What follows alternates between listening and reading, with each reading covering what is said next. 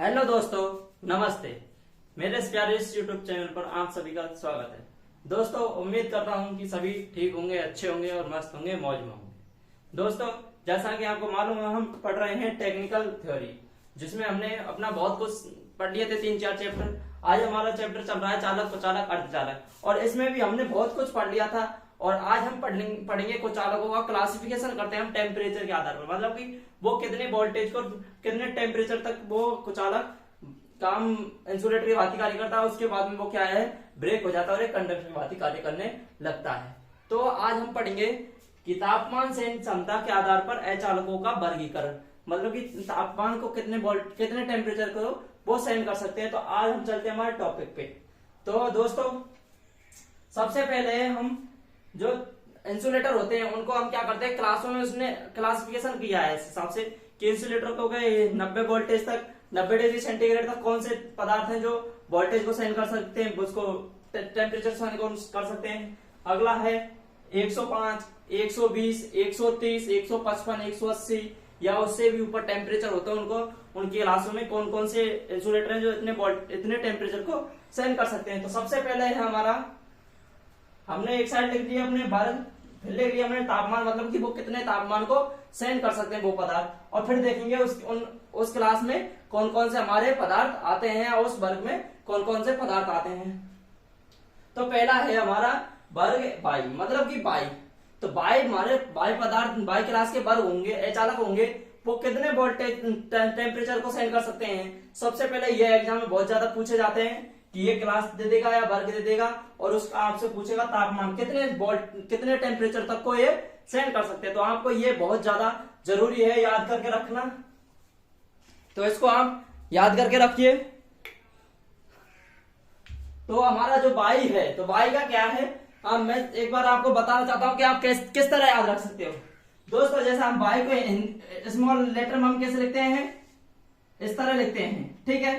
तो दोस्तों ये देखिए, आप इसको ऊपर से बंद कर दो, ये कैसा दिखेगा, 9 का। मतलब कि आप समझ जाइए कि वायु का जो होगा वो क्या करेगा, 90 डिग्री सेंटीग्रेड तक तापमान को सहन कर सकता है। वायु पदार्थ के जो इंसुलेटर है ना, अचालक पदार्थ, वो वायु पदार्थ के कितने तक सहन कर सकते हैं, मतलब कि 90। किस तरह समझे, क्योंकि वायु को हम किस तरह लिखते हैं, इस तरह। आपको देखने ही होगा, मैं ब्लैक मार्कर से लिखता हूं। देखिए दोस्तों, वायु को हम स्मॉल लेटर, मतलब कि छोटे अक्षरों में कैसे लिखते हैं, ABCD में वायु को लिखते हैं हम इस तरह, ठीक है दोस्तों। तो आप क्या करो, ये देखो, इसको आप ऊपर से बंद कर दीजिए, तो ये कैसे दिखेगा, 9 का, मतलब कि 9 का सा दिखता है ना ये। तो आप इससे समझ जाइए कि जो हमारा वायु पदार्थ के इंसुलेटर होंगे, मतलब कि वायु क्लास में जो इंसुलेटर होंगे वो कितने टेम्परेचर तक को सहन कर सकते हैं, 90। आप इसका मतलब समझ जाइए, इसका मतलब क्या है, 9। और पता है 9 हुआ तो कितना होगा उसके पीछे आप समझ जाएंगे। जब आपको ये याद होंगे थोड़े गने, तो आप समझ जाएंगे कि 90 डिग्री सेंटीग्रेड तक वायु पदार्थ के अचालक तापमान को सहन कर सकते हैं। अब सबसे मेन चीज है वायु क्लास में कौन कौन से हमारे पदार्थ आते हैं। तो पहला पदार्थ है हमारा सूत। जो हमारा सूत होता है वो किस में आता है, वायु क्लास में। फिर है सामान्य कागज, जो जनरली कागज होते हैं हमारे लिखने में हम यूज करते हैं वैसे कागज, तो उनको वो कौन सी क्लास में आएंगे, वायु क्लास में। और कौन से हैं, रेशम। तो वायु क्लास में कौन कौन से आएंगे, सूत, सामान्य कागज, रेशम। अगला है, अब हम क्या है, मतलब कि टेम्परेचर से बढ़ते हुए क्रम में मैंने आपको लिखा है। हम 90 पढ़ेंगे, 90 की क्लास को कौन सी बोलते हैं हम, वायु क्लास। अब उससे पढ़ेंगे हम, अगली क्लास है ए क्लास कितनी सहन कर सकती है। तो दोस्तों इसको आपको याद करके रखना पड़ेगा। ए क्लास है जो हमारी 105 डिग्री सेंटीग्रेड तापमान तक को सहन कर सकती है। तो हमारा ये बहुत ज्यादा पूछे जाते हैं दोस्तों, इनको आप याद कर रखिए। चाहे आप इनको भूल जाएंगे, परंतु आप इनको जरूर मत भूलिएगा, क्योंकि ये बहुत ज्यादा एग्जाम में पूछे जाते हैं कि ए क्लास का टेम्परेचर कितना होता है, एफ का कितना होता है, सी का कितना होता है। ये आपको बहुत ज्यादा पूछते हैं, टेम्परेचर और क्लास। तो इनको आप जरूर याद करके रखिए। तो ए क्लास का तापमान कितना होता है, 105 डिग्री सेंटीग्रेड। अब ए क्लास में कौन कौन से जो हमारे पदार्थ आते हैं, वो है सूत। जो हमारी वायु क्लास में वो भी हमारा किस में आता है, ए क्लास में सूत हो गया। और जो रेशम है वो भी किस में आता है, वायु में भी आता है और ए में भी आता है। और ए क्या है, इसमें जो हमारा कागज होता है उसको क्या है, हम थोड़ा सा तेल में भिगोते हैं। तो तेल में भीगा कागज हमारा किस क्लास में आएगा, ए क्लास में। तो ये हमारी कौन सी क्लास हो गई? ए का तापमान कितना होता है? 105 डिग्री सेंटीग्रेड। अगला है हमारा बी, अगला है हमारा ई, मतलब कि अब 90 से 105 पे गए क्योंकि इसमें 15 जोड़ा, अब 15 इसमें जोड़ दीजिए। यदि आप ऐसा समझना चाहो 90 से 15 जोड़ेंगे तो क्या आएगा? 105। अब 105 में 15 जोड़ देंगे तो 120 आएगा। अब ये है जो किस ये है, तो ई का टेम्परेचर कितना होता है? 120 डिग्री सेंटीग्रेड। मतलब कि ई पदार्थ क्लास के जो ई क्लास में जो अचालक आते हैं तो वो कितने टेम्परेचर को सहन कर सकते हैं? वो है 120 डिग्री सेंटीग्रेड। या आपको याद करके रखने पड़ेंगे दोस्तों। कुछ भी इनको बोल सकते हो आप, परंतु आप इनको कभी भी एग्जाम में देने जाते हो इनको एक बार रिवाइज करके जाना। एक क्वेश्चन जरूर आ जाता है, बहुत ज्यादा चांस होते हैं यहाँ से क्वेश्चन उठने के। 95% चांस होते हैं। यदि 100 क्वेश्चन है तो एक क्वेश्चन तो जरूर आएगा। इनमें से सब में कितने हैं आपको याद कितने रखने हैं? बस 7। अब ई क्लास ई का तापमान कितना होता है? आपको सिर्फ ये 2 याद रखे ना, ये 2 याद रखने हैं, ये 2 याद रखने हैं। और इनकी तो मैं बता दूंगा। बाई का तो बता दिया, बाई से समझ जाओगे। इस तरह की बाई के तरह दिखता है, नौ किस तरह, तो आप बाई का समझ जाओगे। अब है हमारा ई का कितना होता है? 120 डिग्री सेंटीग्रेड। अब ई का 120 डिग्री सेंटीग्रेड होता है, इनको याद रखना। अब इसमें कौन कौन से जो पदार्थ आते हैं वो कौन कौन से पदार्थ हैं? तो पहला है कौन सा? लेथराइट पेपर। हमारी कौन सी क्लास में आता है? ई क्लास में। उसके बाद में आता है फाइबर, उसके बाद में आता है एम्पायर क्लॉथ। तो हमारे ई क्लास में कौन कौन से आते हैं? लेथराइट पेपर, फाइबर, एम्पायर क्लॉथ। तो हमारी बाई क्लास में कौन कौन से आए? लेथराइट पेपर, फाइबर और एम्पायर क्लॉथ। कौन सी क्लास में? ए क्लास में। ए क्लास का तापमान, ई क्लास का तापमान कितना होता है? 120 डिग्री सेंटीग्रेड। अगली है हमारी कौन सी क्लास? B class. तो दोस्तों बी क्लास का तापमान कैसा होता है कि मतलब कि कितने टेम्परेचर को ये सहन कर सकता है, तो उसकी मैं आपको याद करने की ट्रिक बता रहा हूं। याद करने की क्या, आप देखते हो बी कैसा दिखता है? बी कैसा दिखता है? ऐसा। बी को हम देखते हैं तो किस तरह दिखता है? इस तरह। ठीक है दोस्तों। अब इसको मैं दो भागों में तोड़ता हूं। देखो, एक ये डंडा है, ये डंडा खींच लिया, और इसको मैं एक तरह इस तरह लिखता हूं, तो ये कितना हो गया? 13। तो आप ऐसा समझ जाओगे 13 हो रहा है, मतलब कि 130। आपको उसके पीछे एक 0 लगा देंगे तो कितना हो जाएगा? 130। तो बी क्लास का तापमान कितना होगा? मतलब कि बी क्लास के बी श्रेणी में जो अचालक आते हैं वो कितने तापमान को सहन कर सकते हैं? 130 डिग्री सेंटीग्रेड। किस तरह समझे? बी को रखते हैं हम इस तरह। तो बी में देखिए एक तो डंडा होता है, एक डंडा लिख दिए। अब इसको मैंने ये किस तरह लिखा होता है? 3 किस तरह, तो 3 लिख दिया, फिर उसके बाद में 0 लगा लेंगे। मतलब कि बी क्लास के अचालक होते हैं जो कितने तापमान को सहन कर सकते हैं? 130 डिग्री सेंटीग्रेड को। समझ में आया दोस्तों? तो किस तरह के एक बी में एक डंडा दिखता है और ये कितना है? 3 का, तो ये हो जाएगा 130। आप इससे भी देख के पता लगा सकते हो कि इसका तापमान टेम्परेचर कितना होगा बी क्लास के। तो इससे भी आपको बहुत सरलता मिलेगी। अब देखते हैं कि बी क्लास में कौन कौन से हमारे पदार्थ आते हैं, मतलब कि बी क्लास के अंदर हमने कौन कौन से पदार्थ रखे हैं। तो सबसे पहला पदार्थ है अब्रक, फाइबर और एस्बेस्टस। बी क्लास में कौन से आते हैं? अब्रक, फाइबर, एस्बेस्टस। याद रखना, अब्रक, फाइबर, एस्बेस्टस। आपसे पूछ लेगा कि अब्रक किस क्लास में, अब्रक का तापमान कितना होता है? अब्रक अचालक पदार्थ का तापमान सहनशीलता कितनी होती है? तो आपको क्या करना है? 130। ऑप्शन में 130 नहीं दे तो क्या बनना है? 155। क्या बनना है? अब्रक 155 को डिग्री सेंटीग्रेड तापमान को भी सहन कर सकता है। अगला है हमारा एफ। तो एफ को आप कैसे याद रखोगे कि एफ का तापमान कितना होता है? तो दोस्तों एफ, जैसे कि हम बोलते हैं F4 5, A for Apple, B for ball, C for A for नहीं, जैसे हम बोलते हैं 1 2 3 4 5 की जगह 5 को हम क्या बोलते हैं? 5। तो F से मतलब 5 बनता है, मतलब कि इसमें क्या आएगा? 5 का आएगा। तो आप इससे भी समझते हैं F में 5 आएगा, F से 5 बनता है तो तापमान में कितना आएगा? 5। तो ये कितना है? 155। इसमें देखिए 5 के कितने आ रहे हैं? 2। इस तरह इससे भी समझ सकते हो F से 5 बनता है तो इसमें क्या है? 5 जरूर आएगा, तो 155।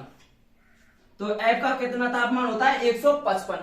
एग्जाम में पूछते हैं इसलिए मैं आपको बता रहा हूं कि F से 5 बनता है, तो आप इस तरह भी समझ सकते हो। यदि आप भूल जाते हो तो दिमाग में लगा के, तो आप कैसे लगाओगे? F से बनता है 5।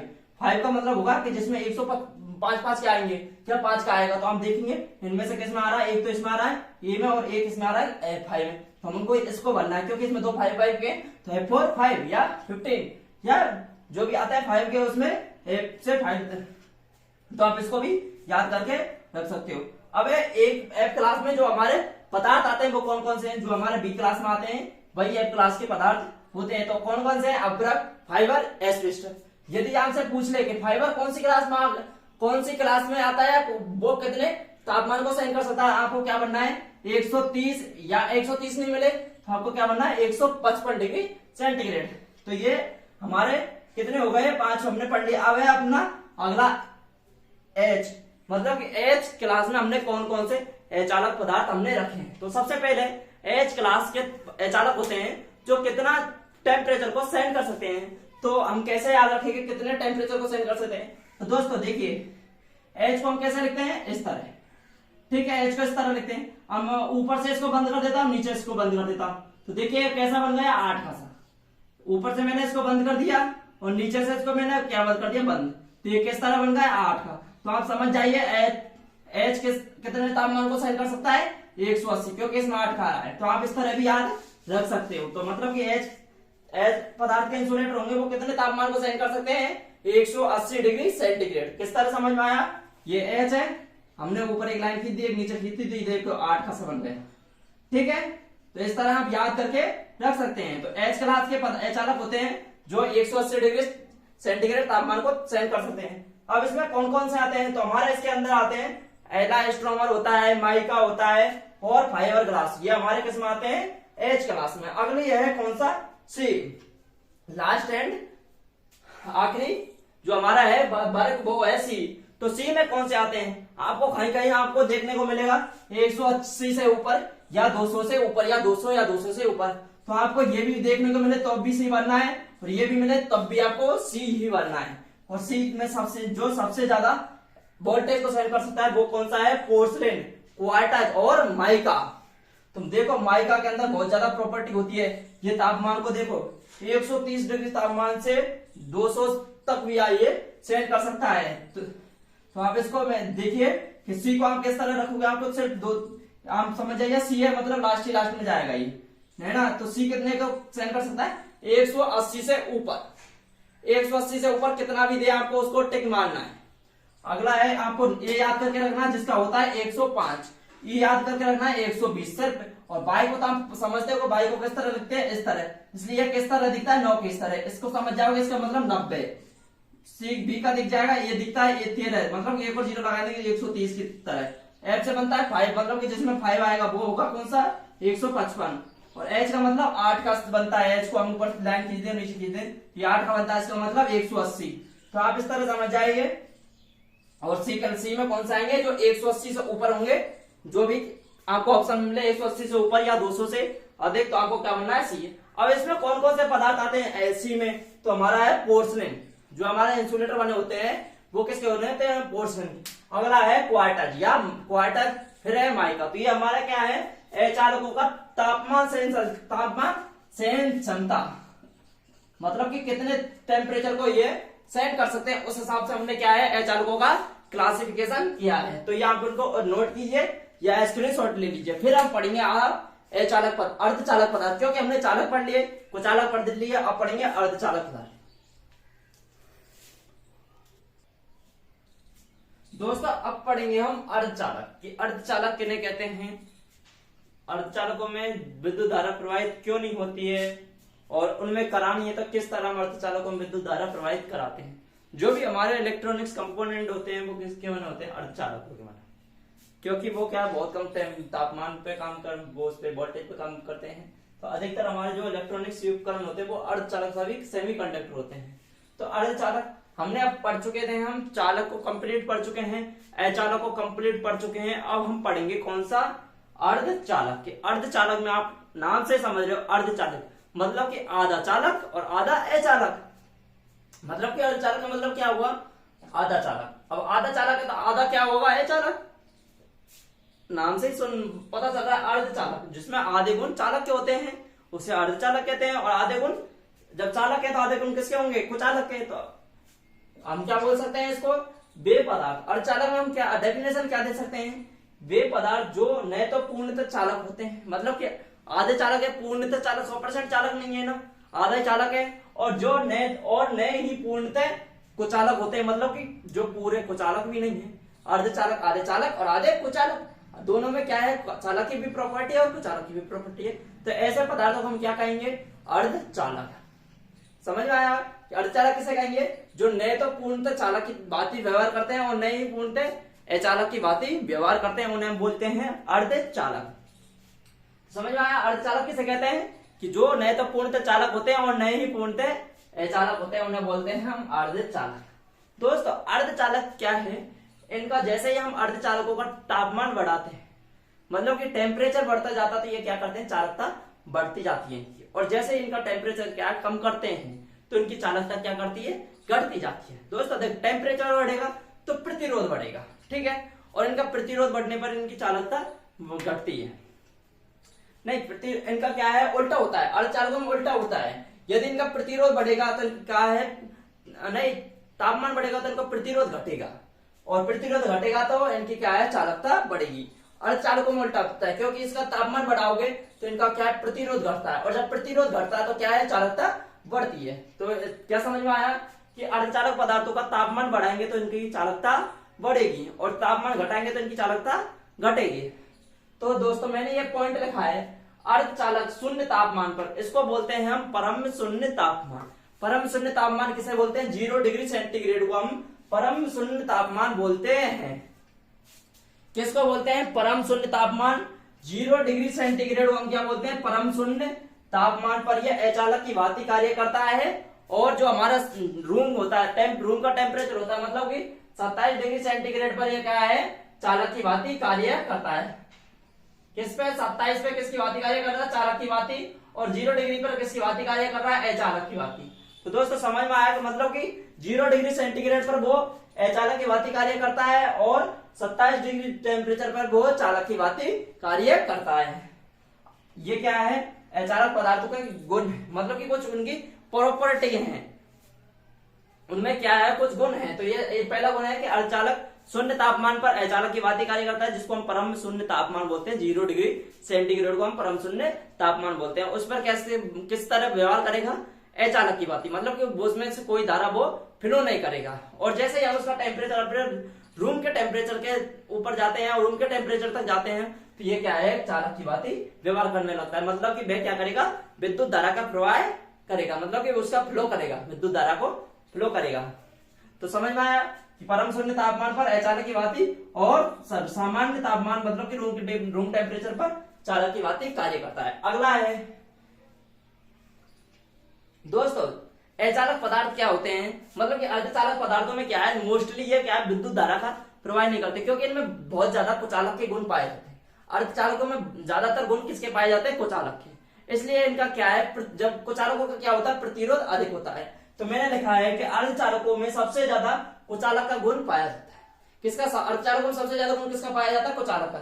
चालक तो हम उनको बनाते हैं, ठीक है, तो अर्धचालकों में सबसे अधिक गुण कुचालक का पाया जाता है, जिसके कारण इनका प्रतिरोध क्या होती है, प्रतिरोध अधिक होता है। मतलब कि प्रतिरोध अधिक तथा चालकता कम होती है। मतलब कि मैंने चालकता फॉर्मूला लिखाया था, R बराबर 1/G बराबर 1/R। इनका प्रतिरोध अधिक होगा तो क्या होगी, चालकता कम होगी। यही मैंने लिखा रखा है, इनका प्रतिरोध अधिक तथा चालकता कम होती है।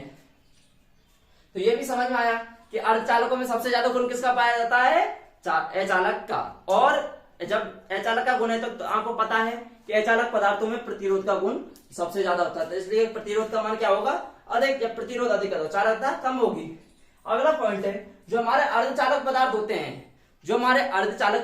हैं, उनको हम क्या है, चालक पदार्थ कैसे बनाते हैं।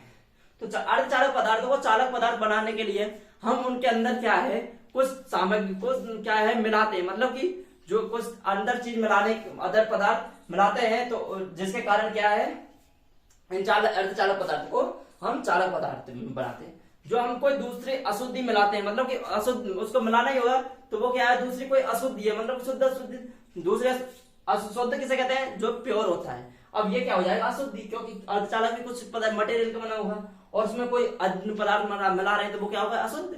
तो इसमें क्या है, अर्धचालक पदार्थों में अशुद्धि मिलाने की, मतलब कोई दूसरा पदार्थ मिला रहे हैं, अशुद्धि मिला रहे हैं, तो अशुद्धि मिलाने की क्रिया को, जो हम उसमें कोई पदार्थ या अशुद्धि मिलाते हैं, तो उसको क्या बोलेंगे हम, डोपिंग क्रिया। क्या बोलेंगे, डोपिंग क्रिया। तो ये क्या है, अर्धचालक पदार्थों के गुण है। अब इसके अंदर और भी प्रॉपर्टी होती है, तो पहले एक बार इनको आप और रिवाइज कर लीजिए कि अर्धचालक किन्हें कहते हैं? वे पदार्थ जो न तो चालक होते हैं और न ही पूर्णतः कुचालक होते हैं, उन्हें हम बोलते हैं अर्धचालक। अर्धचालक को क्या है? जो अर्धचालकता 0 डिग्री सेंटीग्रेड मतलब कि शून्य तापमान पर अचालक की भांति कार्य करते हैं और रूम टेम्परेचर से ऊपर जाते हैं, रूम टेम्परेचर पर यह चालक की भांति कार्य करता है। अगला है जो हमारे अर्धचालक हैं, जो अर्धचालकों में ज्यादातर गुण किसके पाए जाते हैं? अचालक के गुण पाए जाते हैं। तो अचालकों में क्या है? प्रतिरोध अधिक होता है, चालक कम होती है। तो वही मैंने लिखा है अर्धचालकों में सबसे अधिक गुण चालक का पाया जाता है, जिसके कारण उनका प्रतिरोध अधिक तथा चालकता कम होती है। अगला क्या लिखा है मैंने? जो अर्धचालकों को हम क्या है चालक बनाते हैं, तो उसमें क्या है? कोई अशुद्धि मिलाते हैं, कोई दूसरा पदार्थ मिलाते हैं, तो उस अशुद्धि मिलाने की क्रिया को हम क्या बोलते हैं? डोपिंग क्रिया। क्या बोलते हैं? डोपिंग क्रिया। तो आप इनको नोट कीजिए या स्क्रीनशॉट ले लीजिए। अब मैं और भी इंपॉर्टेंट पॉइंट है जो मैं आपको लिखाता हूं। दोस्तों अब जो हमने इससे पिछले स्लाइड में हमने पढ़ा था कि चालक पदार्थों मतलब चालक पदार्थों में अशुद्धि मिलाने की क्रिया को हम डोपिंग क्रिया कहते हैं। तो हम अशुद्धि क्यों मिलाते हैं? उनमें अशुद्धि इसलिए मिलाते हैं क्योंकि वे चालक बन जाए। अशुद्धि किस लिए मिलाते हैं? कि वो चालक की तरह भांति कार्य करने लगे, इसलिए उसमें क्या मिलाते हैं? अशुद्धि। तो इसलिए ये मैंने पॉइंट वही लिखा है कि इनमें अशुद्धि मिलाने पर इन अर्धचालक पदार्थों की क्या होती है? अशुद्धि मिलाएंगे तो इनकी क्या होती है? जो जैसे हमारा चालक का फॉर्मूला बना अपना, हम इनमें जैसे अशुद्धि मिलाएंगे तो इनका क्या है? प्रतिरोध घट जाता है, और प्रतिरोध घटता है तो इनकी क्या होती है? चालकता बढ़ जाती है। इसलिए हम इनमें क्या है? अशुद्धि मिलाते हैं। तो अशुद्धि मिलाने पर अर्धचालक पदार्थों की चालकता बढ़ जाती है। ये पॉइंट मेरा यही था कि जो हम उसमें अशुद्धि क्यों मिला रहे हैं? उसको कंडक्टर बनाने के लिए। तो अशुद्धि मिलाएंगे तो उसकी क्या है? प्रतिरोध उनका घटेगा, प्रतिरोध घटता है तो उनकी चालकता बढ़ जाती है। अब है अर्धचालक पदार्थों में होमोपोलर युग्म पाए जाते हैं। होमोपोलर युग्म क्या होते हैं? तो दोस्तों इसका एक इलेक्ट्रॉनिक्स में चैप्टर है ये अर्धचालक, डिटेल में मैं वहां पे आपको बताऊंगा। होमोपोलर युग्म होते हैं इलेक्ट्रॉन और जब होल आपस में मिलते हैं उस युग्म को होमोपोलर युग्म बोलते हैं। आप इतना समझ के आप यहाँ पे रखिए, ठीक है दोस्तों। कि होमोपोलर युग्म क्या होते हैं अच्छे से डिटेल से मैं आपको यहाँ पे इलेक्ट्रॉनिक्स में इसको बताऊंगा। अर्धचालक पदार्थ की चालकता 4 होती है, ये मैं आपको परमाणु संरचना में बताऊंगा। ये बहुत ज्यादा पूछा जाता है कि अर्धचालक पदार्थों की चालकता कितनी होती है। जो अर्धचालक पदार्थों की चालकता कितनी होती है? 4। याद करके रखना, अर्धचालक पदार्थों की चालकता कितनी होती है? 4। आपसे पूछ ले चालकों कितनी होती है? 4 से कम। अर्धचालकों कितनी होती है? 4 से अधिक। ये मैंने आपको संयोजी इलेक्ट्रॉन बताए थे ना, वही होते हैं कि चालकता कितनी होती है। तो इसकी अर्धचालकों की कितनी होती है? 4। चालकों की 4 से कम, अर्धचालकों की 4 से अधिक। आया समझ में? अब क्या है? कुछ अर्धचालक पदार्थ है, मतलब कि कुछ क्या है हमारे अर्धचालक पदार्थ हैं जो मैंने आपको लिखे हैं। सिलिकॉन सिलिकॉन अर्धचालक पदार्थ है। जर्मेनियम है, कार्बन भी अर्धचालक पदार्थ की श्रेणी में आता है। ठीक है दोस्तों। तो हमारा जो सिलिकॉन है इनके एटॉमिक नंबर सबसे ज्यादा पूछे जाते हैं। ये हमारा एटॉमिक नंबर है जो क्या है सबसे ज्यादा एग्जाम में पूछे जाता है कि सिलिकॉन का एटॉमिक नंबर कितना होता है, जर्मेनियम का कितना होता है और कार्बन का कितना होता है। तो दोस्तों ये इनके एटॉमिक नंबर है कि सिलिकॉन का एटॉमिक नंबर कितना होता है जर्मेनियम का। तो सिलिकॉन का होता है 14, जर्मेनियम का होता है 32 और कार्बन का होता है 6। इनको आप याद करके रखिए। और फिर है कि अर्धचालक पदार्थ का उपयोग हम किस में करते हैं, तो आपको क्या बताना है? Diode, thyristor, transistor, LED, डायक, ट्रायक, MOSFET, जो भी इलेक्ट्रॉनिक्स कंपोनेंट होते हैं उनमें हम किसका यूज करते हैं? अर्धचालक पदार्थों का। तो दोस्तों समझ में आया। अब हम पढ़ेंगे अर्धचालक पदार्थों की परमाणु संरचना, कि उनमें विद्युत धारा प्रवाहित क्यों नहीं होती है तो क्यों होती है। ठीक है, उनमें विद्युत धारा प्रवाहित कराने के लिए हम उनमें क्या करते हैं। तो अब हम पढ़ेंगे अर्धचालक पदार्थ की परमाणु संरचना। एक बार और बता देता हूं कि अर्धचालक पदार्थों में जैसे हम उनकी अशुद्धि में लाते हैं तो उनका क्या होता है? प्रतिरोध घट जाता है, और प्रतिरोध घटता है तो चालकता बढ़ जाती है। और अशुद्धि मिलाने की क्रिया को डोपिंग कहते हैं। और अर्धचालक पदार्थों में कौन से युग्म पाए जाते हैं? होमोपोलर युग्म। और बंध पूछ ले तो सहसंयोजक बंध पाए जाते हैं। ठीक है दोस्तों। अर्धचालक पदार्थों की चालकता कितनी होती है? 4। इसको आप याद करके रखना कि अर्धचालक पदार्थों की चालकता कितनी होती है? 4। और चालकों की होती है 4 से कम, और अचालकों की होती है 4 से अधिक। इनको आप क्या करना? याद करके रखना। अर्धचालकों की कितनी होती है? 4। चालकों की 4 से कम और चालकों की 4 से अधिक। Example silicon, germanium, carbon. Silicon का एटॉमिक नंबर 14, जर्मेनियम का 32 और कार्बन का 6। उदाहरण इलेक्ट्रॉनिक्स कंपोनेंट बनाने में। आप ये भी लिख सकते हैं एग्जांपल, उपयोग कहां पे करते हैं, इलेक्ट्रॉनिक्स